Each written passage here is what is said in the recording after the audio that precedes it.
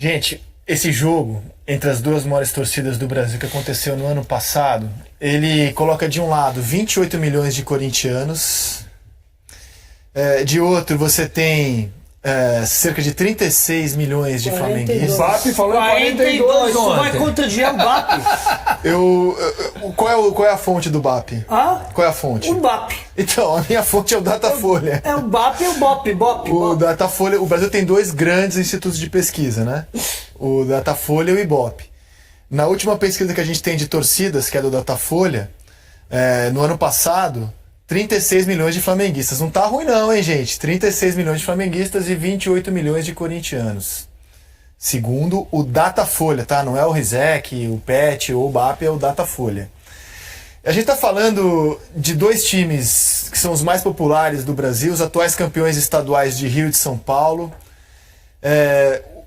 O Corinthians está se nacionalizando como já é o Flamengo, né?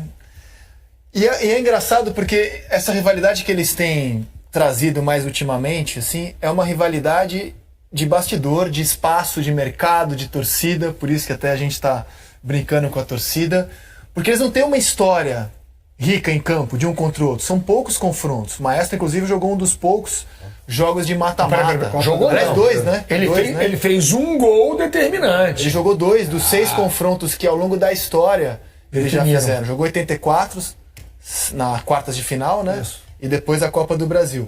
Esses são os únicos confrontos de mata-mata em toda a história que o Corinthians e Flamengo têm. Esse jogo de quartas de final é muito marcante para os corintianos, porque a virada que aconteceu no time da democracia... E o Flamengo tinha vencido 3 campeonatos brasileiros aí, né? Era um time já sem o Zico, né? E essa virada que aconteceu em São Paulo, histórica para o Corinthians, que era um time até então inexpressivo no cenário nacional em termos de competição. O Flamengo já era super campeão e o Corinthians não tinha nenhum título nacional ainda nos anos 80. E o placar do Morumbi, quando o 4x1 já estava construído, colocou os horários da ponte aérea. Atenção, flamenguistas, seguem os horários da ponte aérea. Próximo voo, VASP, Varig, Transbrasil, etc. As companhias da época. Já acabaram todas, impossível. Aí, Flamengo e Corinthians nas quartas de final da Copa do Brasil de 89. Maestro ajudou a eliminar o Corinthians. Pois é, mas olha só, o segundo gol do 4x2 foi do Maestro. Foi no final do jogo. Foi. No final do jogo. E o Corinthians estava se classificando até o seu gol. Por causa da diferença de... Isso. Exatamente. Isso. 4x1. Vira a página pra gente. Aí o Corinthians e Flamengo, Supercopa do Brasil de 91, jogo só, não é mata-mata, né? É só mata. E Rio-São Paulo de 97, quartas de final. Então, se a gente pensar, vira mais uma Copa página. do Brasil, e a ano Copa do passado. Brasil do ano passado. Além da Libertadores, com o Ronaldo de um lado, Adriano de outro. Wagner Love brilhando. Wagner Love pelo Flamengo. Aliás, foi no gol marcado fora de casa, né? Do Love no Pacaembu, que o Flamengo acabou eliminando o Corinthians naquele ano. E aí a Copa do Brasil do ano passado. Então é uma história... O mega ferrolho do Jair, né? O mega ferrolho do Jair. É uma história, se você pensar, pequena de confrontos. Não tem um histórico de jogos épicos, de grandes decisões. Decidiram pouca coisa. No entanto, a rivalidade deles, como por exemplo a rivalidade Flamengo e Galo dos anos 80, que eram os dois grandes times do Brasil que se enfrentaram numa final de brasileiro. Até hoje, você vai a Belo Horizonte hoje, fora o Cruzeiro, a grande rivalidade é com o Flamengo. E depois, em 87, também se enfrentaram na semifinal. Renato contra a Tele. Então, o Galo e o Flamengo construíram uma rivalidade esportiva. O Corinthians e o Flamengo é uma rivalidade de dois clubes de massa, de mercado, de quem é o maior, quem tem mais torcida, quem é mais poderoso, quem tem abrangência nacional, quem não tem, e por aí vai. É isso. O Corinthians poderia até estar competindo com o Flamengo em grana hoje, se não tivesse que pagar o seu estádio. Então é uma disputa assim de bastidor. Aliás, fiquei sabendo até que amanhã o Seleto está pensando em perguntar quem é maior, Corinthians ou Flamengo. Eu vou embora, não dou essa resposta não, porque imagina a repercussão disso daí. Quer se arriscar? Fica à vontade. Fecha no Luiz. Não. Se você, que é o cara das opiniões fortes, vou embora, eu vou morar legal nessa. Eu também acho que não existe um maior. Não. clube do Brasil. Eu Acho acho que é que uma não. questão de Você tem que ter uma analisar- torcida, Você tem o que melhor analisar o que é time. maior, o que é melhor. São coisas muito relativas. Agora, do ponto de vista dos números do Datafolha que você citou, então o Flamengo tem mais torcida.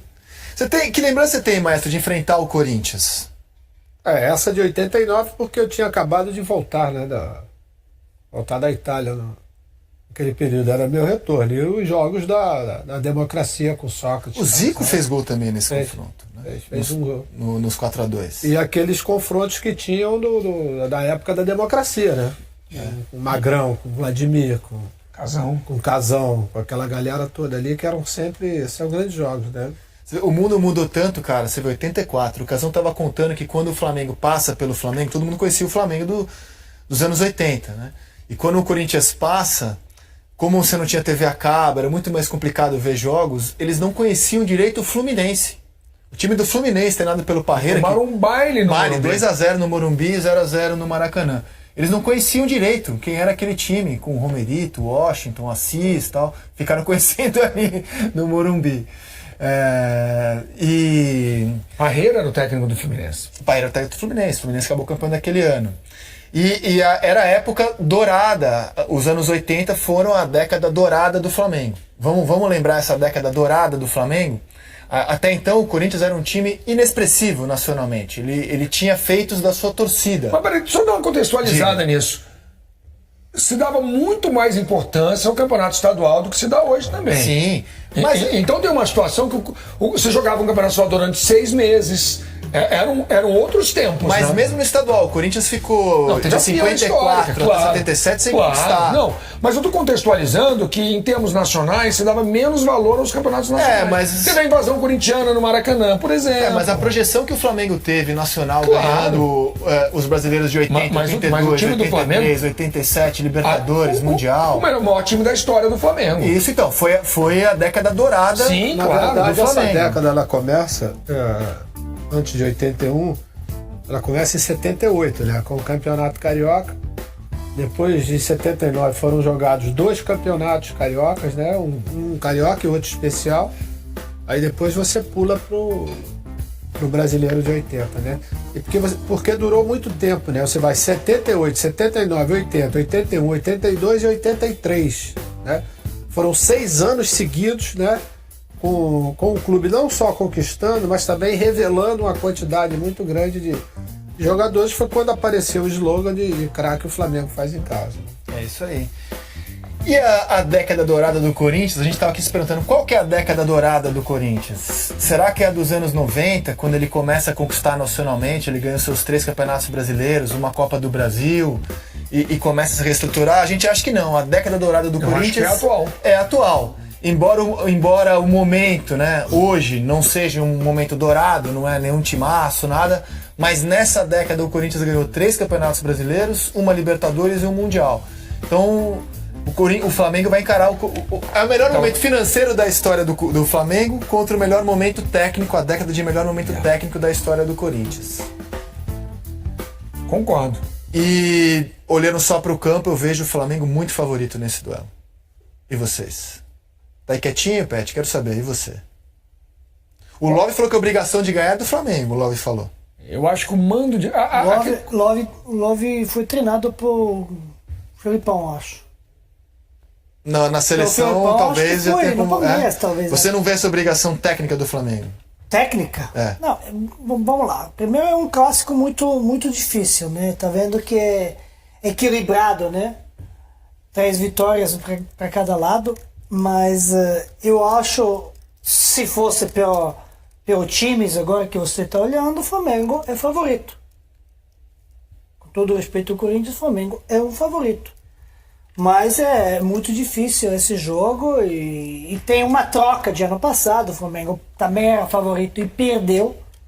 Que o Corinthians, no futebol, não estava jogado muito bonito ano passado e mesmo assim ganhou do Flamengo. Então, agora, o Flamengo de novo favorito, eu acho, pelo time, elenco e tudo, mas nesse confronto isso não significa muita coisa. Tem que jogar dentro das 4 linhas. Eu acho que as equipes têm características completamente diferentes, né? O Corinthians tem um conceito de jogo que já vem desde lá de trás, né? Que é uma equipe extremamente difícil de você jogar contra, né? Porque o sistema defensivo, ele é um sistema defensivo muito sólido, né? Ele concede muito pouco para o adversário. Em compensação, ele tem dificuldades quando ele encontra um time que ele está bem postado, que ele está bem armado, para você furar aquele bloqueio. Então ele usa, em muitas situações, a bola parada, que é um ponto forte do Corinthians, né? De córner, falta lateral, né? Para que ele possa vencer. Porque alguns jogadores com a capacidade de criação, no caso o Jadson, no caso o Pedrinho, esses jogadores, agora você tem talvez o único que é o menino do lado esquerdo, né? O baixinho habilidoso, Alisson, né? Alisson não. Onde? Cleison. É aquele que pode desequilibrar, vamos dizer, quando você tem uma defesa montada. Quando não consegue fazer isso, tem dificuldade. Mas a compensação, ela vem exatamente, eu acho que... Por isso que o Corinthians... Não é que o Corinthians dê a bola para o adversário, né? Como ela tem um ponto forte na parte defensiva, e isso demonstra, né? Os números demonstram isso, ele praticamente te atrai um pouco para depois jogar em velocidade, né? Então, e faz isso muito bem, né? Lógico que a gente não vai querer ver o Corinthians do Maracanã do ano passado, que praticamente renunciou a jogar. Aquilo ali não é compatível com a grandeza do Corinthians, dos últimos anos principalmente. Mas teria uma outra alternativa, na época o Jair Ventura era o treinador, de jogar, sair para atacar? Não vai sair para atacar, né? Jogando fora do Maracanã. Carille sai para atacar hoje? Não vai sair para atacar, também Luiz. Ele vai esperar para poder contra-atacar em função dos jogadores que ele tem de características de velocidade, entendeu? Resta saber se o Abel jogando amanhã dentro do Itaquerão, se ele vai continuar fazendo aquela marcação lá na frente, né? Ou vai esperar, né? Esperar, que eu digo, é o seguinte: a jogada intermediária, não dando tanto espaço. Se você der espaço para o Corinthians, tem gente que pode... E tem uma outra situação, que aí eu volto aos números citados, a força das duas torcidas. Então talvez o fator campo seja muito importante amanhã no Itaquerão, amigo. E uma diferença, né? Porque o Corinthians, ele tem, nos últimos anos, segurado o rival fora de casa. E dessa vez vai ter que mudar Vai ter que em casa a ficha. Vai ter que mudar a ficha. Em casa, em tese, o Corinthians amanhã tem a necessidade, porque também, por outro lado, Flamengo no Maracanã, com o Maracanã cheio, amigo, segura. Eu ia falar exatamente então isso. Eu ia falar exatamente isso. Então, segundo isso, vamos esperar um jogo amanhã sem jogar. Não. Eu quero se o Flamengo vai esperar o contra-ataque agora porque tem jogo de casa e o Corinthians não vai atacar porque gosta de eu diria que não consegue atacar lá. Não tem conseguido. Acho que mudou muito do ano passado. Não tem conseguido, eu acho. Tudo bem, mas mudou muito. Sim, a postura. Se depois proposta mas no Itaquerão agora, eu acho que pode ser isso primeiros minutos. 15, 20 minutos. Mas agora, a rivalidade tão grande no Itaquerão, acho que mesmo o Corinthians, com sua torcida, vai... Primeiro, o campo, eu espero cheio. Eu espero cheio. Mas tá lotado. Depois vai esquentar o jogo. Talvez comece aquela coisa, devagar, vamos ver postura, proposta, como que cada um preparou a tática, a estratégia do jogo. Mas acho que depois, esquentando um pouco o jogo com um contra-ataque de um lado, uma bola perdida, depois vai a torcida pegar um pouco no pé e vai crescer. Acho que segundo tempo vai ter um bom jogo. Mas a característica desse jogo, ela leva mais do que nunca, é o clichê, né, que a gente sempre fala. Ele vai ser decidido num detalhe. Num detalhe você vai ser decidido. Em função exatamente de tudo isso. Vocês acreditam em placar elástico num jogo no outro? Só se tiver um desastre para um dos lados, mas não... Também não acredito, não. Tanto que o placares que a gente viu nesses confrontos de 6 jogos, só um placar de 3-0, o resto tudo um gol de diferença. Teve um 4-1, né? 4-2 também, 4-1 e 4-2. 4-1 em 84. 3-0, 3 diferentes, 4-1. 4-1.